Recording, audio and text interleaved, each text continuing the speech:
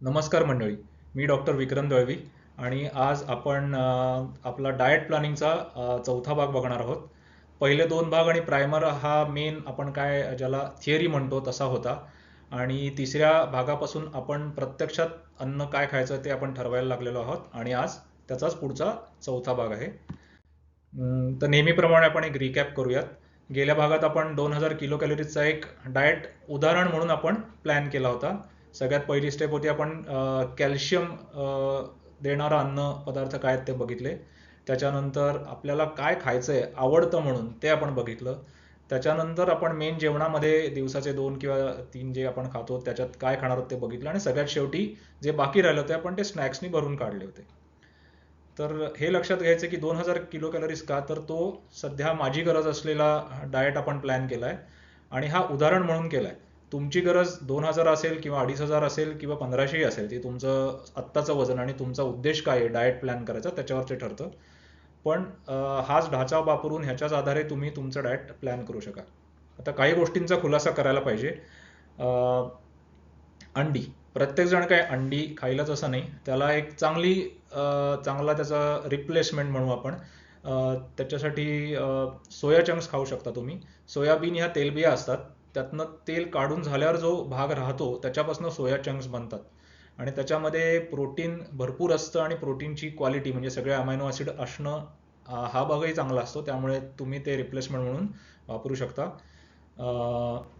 उसळ, तर रोज प्रत्येक घरी उसळ होईल असं काही नाही. तर उसळीच्या जागी तुम्ही डाळीचे पदार्थ जसं आमटी आहे, वरण आहे, बेसनचं पिठलं आहे किंवा सांबार आहे असं तुम्ही वापरू शकता. त्यात फरक असा असतो की आपण जेव्हा उसळ खातो तेव्हा त्यांना त्या दाण्यांना टर्फल असतं आणि डाळीचं टर्फल अगोदरच काढलेलं असतं, त्यामुळे फायबरचा भाग तुम्हाला कमी मिळणार आहे. तिसरं, मी माझ्या जेवणात पोळी खायचं असं ठरवलं होतं कारण आमच्या घरी नेहमी पोळी बनते. पण त्या जागी तुम्ही ज्वारी, बाजरी, नाचणी अशा वेगवेगळ्या धान्यांची तुम्ही भाकरी खाऊ शकता. फक्त तुम्ही भाकरी खाणार असाल तर त्याचं वजन किती आहे, त्याची न्यूट्रिशनल व्हॅल्यू काय आहे हे आपल्याला ICMR किंवा USDA वेबसाईट वापरून शोधून काढायला लागणार आहे. तर हा होता आपला एक रिकॅप. आता आपण महत्त्वाच्या भागाकडे येऊयात की हे आपण काय खायचं आणि किती खायचं ठरवलं, कधी खायचं. तर आहार म्हणजे काही खाण्याचा जो चांगला वेळ आहे तो सकाळी 7 ते संध्याकाळी 7. त्याच्यात आपलं जेवण, सगळी जेवणं झाली, पूर्ण आहार घेऊन झाला तर सगळ्यात चांगलं. पण सगळ्यांना तो जमेल असं नाही. काय कारणाने तुम्हाला जेवायला बराच उशीर होत असेल तर त्यातल्या त्यात काय करावं की 7 वाजेपर्यंत दिवसभराचे जेवढं आपल्याला अन्न खायचं त्यातलं कमीत कमी 75% भाग खावा आणि रात्री उशिरा 25%च भाग जेवणाचा आपण बाकी ठेवावा. तसं केलं तर सगळ्यात चांगलं. उदाहरणार्थ माझं जेवण रोज रात्री 10ला होतं कारण मी व्यायाम करूनच घरी रात्री 10 वाजता येतो. त्याच्या आधी मला शक्य नसतं. तेव्हा मी हे असं करतो. दुसरं, तुम्ही दिवसभरात किती वेळा खाणार ह्याच्यावर काही लिमिट नाही आहे. तुम्हाला हवं तर एकदा खा, नाही तर 10 वेळा खा, तो काही प्रश्न नाही. पण जोपर्यंत तुम्ही 24 तासात आपण ठरलेल्या कॅलरीज खाताय आणि त्यातला कार्बोहायड्रेट, फॅट, प्रोटीन ह्याचं रेशो आपण ठरवलाय तसाच ठेवताय तोपर्यंत फरक पडणार नाहीये. तर आता हे लक्षात घेतल्यावर मी काय प्लॅन केलं आपण बघूयात. आता या वेळा मी कशा ठरवल्यात की सध्या मी काय खातोय ह्याच्या वेळा मी टिपून ठेवल्या होत्या आणि त्याच वेळांमध्ये हे मी अन्न बसवलंय. आणि असं कशाला करायचं की हे नवीन डाएट प्लॅनसाठी आपल्याला दिनचर्या बदलायची गरज नाही पडली पाहिजे. तर म्हणून मी हा असा प्लॅन बनवलाय. 6:30ला एक केळं आणि अर्धा कप चहा. 8:30ला माझा मेन नाश्ता, एक पोळी, थोडं दही, अंडी आणि एक चहा. परत मला चहा फार आवडतो, तुम्हाला सांगितलं मी. दुपारी 12ला एक मूठभर दाणे किंवा काजू किंवा बदाम किंवा ड्रायफ्रुट्स काहीतरी. 2:30ला माझं रोज जेवण असतं. त्यावेळी एक संत्र, एक पोळी भाजी, 2 अंडी, भरपूर दही आणि त्यात थोडी साखर. हा माझा दुपारचा आहार असणार आहे. त्याच्यानंतर संध्याकाळी 7 वाजता मी हॉस्पिटलमधनं साधारण 7ला परत येतो. तेव्हा मला काहीतरी खावंसं वाटतं. तेव्हा मी 2 चीज स्लाइस, एक केळं आणि परत एक चहा, मला आवडतो म्हणून चहा. हे 7चं अन्न. मग मी 9 ते 10 व्यायाम करतो आणि 10ला माझं जेवण होतं. त्या जेवणात मी संत्र, थोडा भात, इथं मी ती उसळ खाणार आहे ठरलेली. त्यानंतर 1 कप, 1 ग्लास दूध, आणि त्यात प्रोटीन पावडर. ती रोज मी खाईन असं काही नाही, पण खावं असा प्लॅन तर आहे. आणि मग भूक राहिलीच तर ते माझं डार्क चॉकलेट, मला जे खायला आवडतं, भूक राहिली, इच्छा असली तर ते मी शेवटी सगळ्यात खाणार आहे. तर हा माझा प्लॅन आहे. तर मी सांगितलं तसं मी दिवसात 7 वेळा का खाणार आहे? कारण मुळात मी आत्ता त्याच वेळी खातोय. फक्त आता मी काय आणि किती खायचं हे एक फिक्स केलं. आत्तापर्यंत असं काही माझा ठीकठाक प्लॅन नव्हता. मी खात होतो व्यवस्थित, तरी पण एक प्लॅन असा जो ठोक प्लॅन आहे तो तर मी केलेला आहे. तुम्हाला मी सांगितलं त्याप्रमाणे तुम्हाला हवं तर एकदाच खा, नाही तर 10 वेळा खा. पण एकूण अन्न, म्हणजे तुम्ही एकूण कॅलरीज किती खाताय आणि कार्बोहायड्रेट, फॅट, प्रोटीनचा रेशो बरोबर ठेवताय ना, हे सगळ्यात महत्त्वाचं असतं. त्यामुळे एखाद्याने सांगितलं नाही रोज एकदाच खा, एकाने सांगितलं नाही दर 2 तासांनी खा, एखाद्याने सांगितलं नाही 2दाच खा, असा काही नियम त्याला नाही आहे. हा प्रश्न आता माझे बरेच मित्र, माझे पेशंट मला विचारत असतात, डज इंटरमिटंट फास्टिंग वर्क, आणि तुम्ही ते रिकमेंड करता का? तर ह्याच्यासाठी मी पहिला प्रश्न हा विचारेन की तुम्हाला इंटरमिटंट फास्टिंग कशासाठी करायचं आहे. तर बहुतेक वेळा ते वजन कमी करण्यासाठी केलं जातं, आणि त्याचे बाकी काही फायदे आहेत. सगळ्यात मोठा फायदा असं म्हणतात की ते नियमितपणे केलं तर कॅन्सरची शक्यता कमी होते, आणि बाकी काही हृदयाच्या दृष्टीने पण फायदे आहेत. तर तुम्ही कशासाठी करताय? तर तुम्हाला हे बाकीचे जे फायदे आहेत, जे कॅन्सरबद्दल मी बोललो, ते तुम्हाला प्राप्त करायचे असतील तर ते 8 तास खाल्ला आणि 16 तास नाही खाल्ला हा प्रकार करून चालत नाही. त्याला साधारण 3 दिवस का त्याच्यापेक्षा जास्तच उपास करायला लागतो. तर त्यामुळे आपण त्याचा सध्या तरी विचार नको करूयात. आणि वजन कमी करण्यासाठी तुम्ही जर का इंटरमिटंट फास्टिंग करताय तर ते काम करतं का? तर त्याला हो आणि नाही असं मी दोन्ही उत्तर देईन. कारण तुम्ही इंटरमिटंट फास्टिंग केलं पण तुम्ही ठरलेल्यापेक्षा जास्त कॅलरीज खाल्ल्यात, त्या 2 वेळाच खाल्ल्यात, पण एकूण तुमचं कॅलरी 2000च खायच्यात पण प्रत्यक्षात 2500 खाल्ल्या गेलात, तर त्या इंटरमिटंट फास्टिंगचा वजन कमी करायला फायदा होणार नाहीये, वजन वाढणारच आहे. किंवा तुम्हाला वजन वाढवायचं आहे आणि तुम्हाला 2000 कॅलरीज खायची गरज आहे, पण तुम्ही इंटरमिटंट फास्टिंग करताय आणि मग तुम्ही ते 2दा खाल्ल्या आणि त्या 1500 कॅलरीज पोटात गेल्या, तर तुमचं वजन वाढायच्या ऐवजी कमी होणार आहे. त्यामुळे तुम्ही किती वेळा खाता हे तुम्ही ठरवू शकता. इंटरमिटंट फास्टिंगचे थोड्या बाकी काही फायदे असतात, पण वजन कमी करण्यासाठी तुम्ही करत असाल तर तुम्ही एकूण कॅलरीज किती खाताय हे खूप महत्त्वाचं असतं. आणि त्यातही दुसरा हा भाग असा, आता हे तुम्ही चित्र बघितलं असेल, मी इंटरनेटवरून डाउनलोड केलंय, की बऱ्याच लोकांची अशी इच्छा असते की इंटरमिटंट फास्टिंग मी आज चालू केले की आठवडाभरात मला त्याचे परिणाम वजनावर दिसले पाहिजेत. तर हे कुठल्याच डाएटनी असं काही होत नसतं. ते तुम्हाला कन्सिस्टंटली, नियमितपणे, कमीत कमी 1-2 महिने तरी करायला लागेल, तेव्हा कुठे त्याचा थोडा थोडा फायदा तुम्हाला दिसायला लागेल. तर त्यामुळे ह्या छोट्या पोरासारखा तुम्ही विचार करू नका. जे काय तुम्ही प्लॅन कराल तो कन्सिस्टंटली करा. आता आपण इंटरमिटंट फास्टिंग ह्याच्याविषयी बोलतोच आहोत, तर इटिंग पॅटर्न्स हा विषय आपण बघूयात. एक तर आपण इंटरमिटंट फास्टिंग बघितलं ज्याच्यामध्ये 2दाच खाल्लं जातं. मे बी सकाळी 8 आणि दुपारी 4 किंवा संध्याकाळी 5, किंवा सकाळी दुपारी 12 आणि संध्याकाळी 8, तर 2दाच खातात. टाइम रिस्ट्रिक्टेड फीडिंग म्हणजे काय? साधारण इंटरमिटंट फास्टिंग सारखंच, पण इंटरमिटंट फास्टिंगमध्ये 2दाच खायला परवानगी असते. टाइम रिस्ट्रिक्टेड फीडिंगमध्ये तुम्ही किती वाजल्यापासून किती वाजेपर्यंत खायचं हे ठरलेलं असतं. म्हणजे सकाळी 8 ते दुपारी 4 तुम्ही ठरवलं, तर त्या 8 तासामध्ये तुम्हाला 2दा खाऊ शकता, 4 वेळा खाऊ शकता, 8 वेळा खाऊ शकता, पण 4 नंतर खायचं नाही, दुसऱ्या दिवशी सकाळी 8 पर्यंत. त्याला म्हणतात टाइम रिस्ट्रिक्टेड फीडिंग. आणि कॅलरिक सायकलिंग म्हणजे काय? तर बऱ्याच लोकांना रोज कमी खाणं मानसिकरित्या थोडं अवघड पडतं. तर समजा तुम्हाला 1500 कॅलरीजच्या डाएटची गरज आहे, तर तुम्ही एक दिवस 1000 खाल्ल्यात, पुढच्या दिवशी 2000 खाल्ल्यात, परत 1000 खाल्ल्यात, परत 2000 खाल्ल्यात, तर तुमचं ॲव्हरेज 1500 कॅलरीजला येतं. त्याला म्हणतात कॅलरिक सायकलिंग. पण ह्याला सुद्धा तुमची कन्सिस्टन्सी, नियमितपणा महत्त्वाचा आहे. म्हणजे तुम्ही 2000च्या दिवशी 2000 खाल्ल्यात, पण 1000च्या दिवशी 1000 न खाता 1500 खाल्ल्यात, तर ते काम करणार नाहीये. त्यामुळे तुम्ही कुठल्याही प्रकारचा इटिंग पॅटर्न जो म्हणतात, खाण्याचा प्रकार, खाण्याचा नियमितपणा, हे तुम्ही ठरवा. पण जोपर्यंत तुम्ही ते नियमितपणे रोज करणार नाही, तोपर्यंत त्याचा परिणाम तुम्हाला अपेक्षित मिळणार नाहीये. बर, मग मी इंटरमिटंट फास्टिंग प्रयत्न केला का ते वापरायचा? तर जेव्हा डॉक्टर दीक्षित आणि त्यांचं लेक्चर प्रसिद्ध झालं, तर तेव्हा मला पण एकदा हौस आली होती की त्यावेळी मला वजनही कमी करायचं होतं, हे करून बघूयात. पण आता या कुत्र्याची जशी परिस्थिती झाली आहे तशी माझी परिस्थिती व्हायची, की सकाळचं खाऊन झाल्यावर दुपारचं ते जेवण कधी येते हेच माझ्या मनात सारखे विचार घोळत असायचे.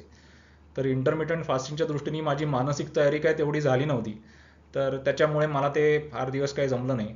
तर तुम्हाला जमलं तर उत्तमच आहे, पण तुम्ही अंदाज घ्या की तुम्हाला कसं जमतंय आणि त्याप्रमाणे तुम्ही पुढचं प्लॅन करा.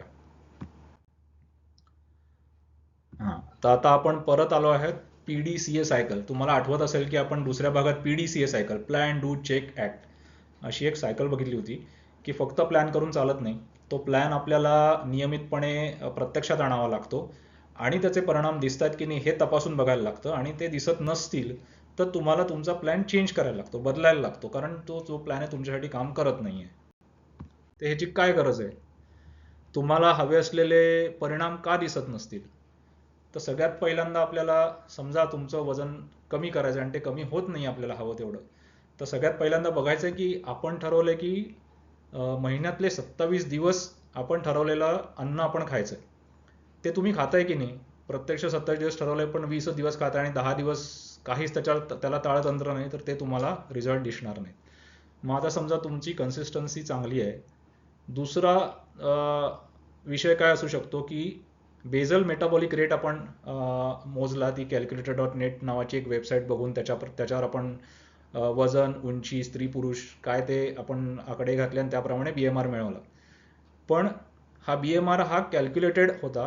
प्रत्यक्ष BMR जो असतो तो आपल्या शरीरात स्नायू किती आहेत त्याच्यावर ठरतो. जेवढे स्नायू जास्त तेवढा BMR जास्त.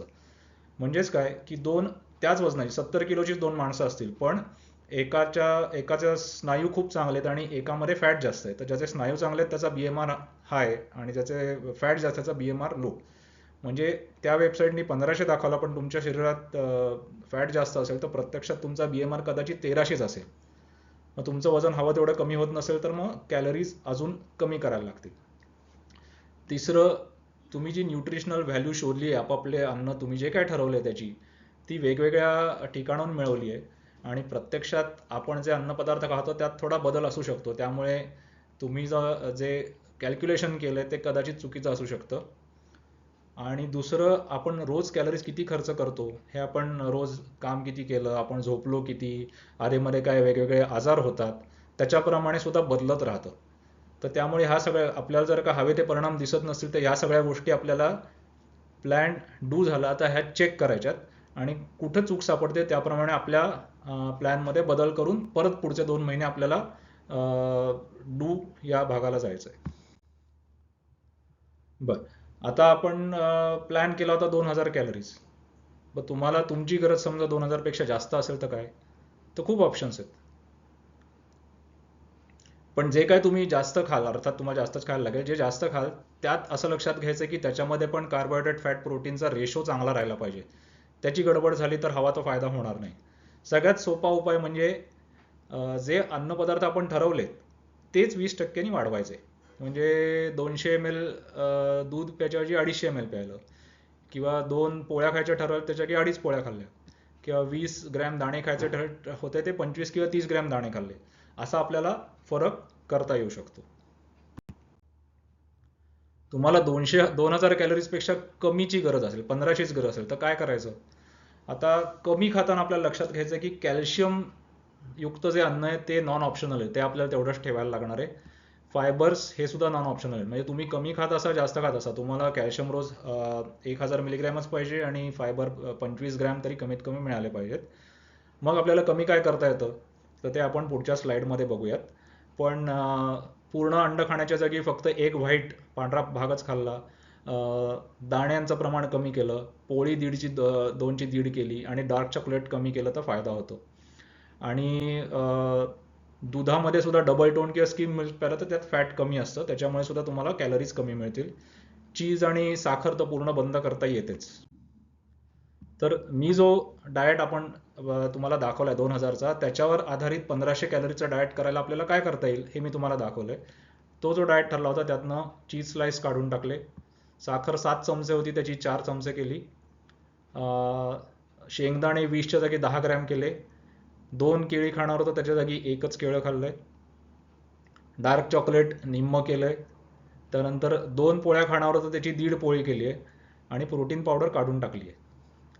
आणि प्रत्येक पदार्थ कमी केला त्या प्रमाणात, तर कॅलरीज आणि वेगवेगळ्या गोष्टी किती कमी झाल्यात हे सुद्धा मी कॅल्क्युलेट करून ठेवलंय. तर त्याचा काय झालंय आपण बघूयात. तर ह्या गोष्टी कमी केल्यावर एकूण 480 कॅलरीज कमी झाल्या, 22 ग्रॅम फॅट कमी झालं, 54 ग्रॅम कार्बोहायड्रेट कमी झालं आणि 30 ग्रॅम प्रोटीन कमी झाले. तर एवढं करून सुद्धा 76 ग्रॅम प्रोटीन आपल्याला मिळतंय, जे आपल्याला पुरेसं असतं. आता महत्वाचं काय, तुम्हाला वजन वाढवायचं आहे कमी करायचं आहे हा तुमचा प्रश्न आहे, पण ते खूप वेगाने नाही झालं पाहिजे. म्हणजे एका महिन्यात 2-2.5 किलो फार तर कमी झालं पाहिजे. त्याच्यापेक्षा जास्त कमी होतं याचा अर्थ काहीतरी चुकतं आणि तुम्हाला वीक वाटायचं, एकदम कमजोर वाटायची शक्यता खूप जास्त आहे. आणि वजन वाढतंय तेव्हा पण एका महिन्यात फार तर 1.5 ते 2 किलोच वाढलं पाहिजे, नाहीतर स्नायू न वाढता फॅटच वाढतं असा त्याचा अर्थ होतो. त्यामुळे जो काही आपला प्रोग्रेस आहे तो एका ठराविक वेगाने झाला पाहिजे. कारण बऱ्याच अचानक जो प्रोग्रेस होतो, अचानक वजन कमी होतं किंवा अचानक वजन वाढतं, ते आपल्याला मेंटेन करणं अवघड असतं. आता आपण क्रेविंग जे म्हणतात, जे आपल्याला खायची फार इच्छा होते, ते पदार्थ बघूयात. त्याचं उदाहरण म्हणजे ते माझे क्रेविंग्ज असतात काही काही वेळा. चिवडा, चकली, शेव, बाकरवडी, लाडू, शंकरपाळे, चॉकलेट. चॉकलेट आहेच आपल्या अन्नात. बर्फी, पेढा, बिस्किट. या गोष्टी आपल्याला माहिती असतात की त्या आपल्या आरोग्यासाठी तेवढ्या काही चांगल्या नाहीत, तरी पण त्या आपल्याला खायच्या असतात. पण ह्यात दोन प्रकारचे माणसं असतात, ज्यांना ते खायचेच आहेत बाय चॉईस. आणि दुसऱ्या प्रकारची माणसं असतात की ज्यांना खरं म्हणजे ते खायचे नसतात, पण ते इच्छा कंट्रोल करता येत नाही. तर दोन्ही केसेसमध्ये आपण काय करायचं बघूयात. आता तुम्हाला ते खायचंच आहे, बाय चॉईस खायचं आहे. तर आपण कॅल्शियमयुक्त अन्न बघितल्यावर असं बघितलं होतं की the food that I want to eat by choice. तर इथे मी शेंगदाणे घातले होते, अंडी घातली होती, डार्क चॉकलेट घातलं होतं, चहा घातले होते. तर इथे तुम्ही तुमचा आवडता पदार्थ घाला. पण महत्वाचं काय, की जो पदार्थ घालाल तर त्याच्यामधलं कॅलरीज किती, फॅट, प्रोटीन आणि कार्बोहायड्रेट किती हे तुम्हाला मोजायला लागणार आहे. कारण शेवटी तुम्हाला सगळ्यांची बेरीज काही झालं तरी मेंटेन करायची. तर इथे तुम्ही पदार्थ ते आवडणारे घालू शकता. दुसरा पर्याय असा की स्नॅक्स, हा एक भाग होता. चीज स्लाइस, केळी. इथं पण तुम्हाला तुमचे आवडते पदार्थ घालू शकता. नियम तोच आहे की त्याच्यामध्ये कॅलरीज, फॅट, प्रोटीन वगैरे किती आहे ते आपल्याला बघायला पाहिजे. तर हे ज्यांना ते पदार्थ खायचेच आहेत, त्यांना खायचं नाही असं कधी वाटतच नाही, त्यांच्यासाठी हा ऑप्शन आहे. पण काही लोक असे असतात की ज्यांना खायचं नसतं, पण त्यांना ती इच्छा असते, ती कंट्रोल करता येत नाही.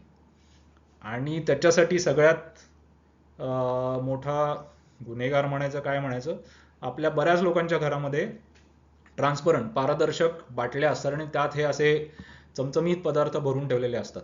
असे की ते घरी आल्यावर पटकन ती बाटली उघडावी आणि मुठभर खावेत असं वाटतं. तर हा सगळ्यात धोकादायक प्रकार आहे.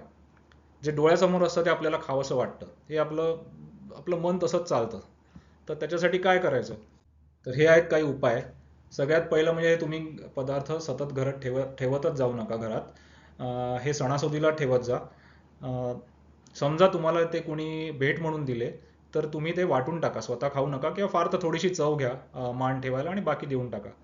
तिसरं, समजा काही कारणाने तुम्हाला ते घरी ठेवायची गरज आहे, समजा पाहुणे येणार आहेत 2 दिवसांनी म्हणून तुम्ही आणून ठेवलंय, किंवा घरी खूप छोटी पोरं किंवा खूप म्हाताऱ्या व्यक्ती येणार आहेत, तर ते ठेवताना नॉन ट्रान्सपरंट म्हणजे अपारदर्शक बाटल्यांमध्ये भरून ठेवा, डब्यांमध्ये भरून ठेवा.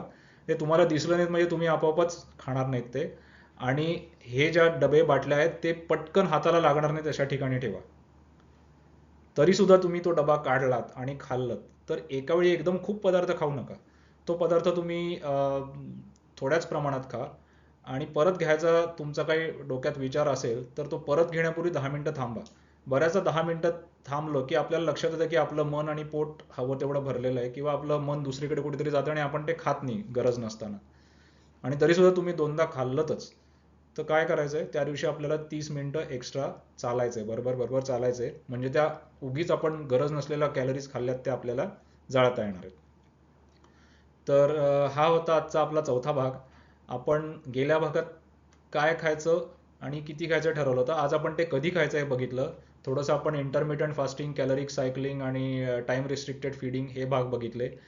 त्याच्यानंतर आपण 2000च्या जागी 2500 कॅलरीज कशा करायच्या, किंवा 1500 कॅलरीजचा आहार कसा प्लॅन करायचा हेही बघितलं.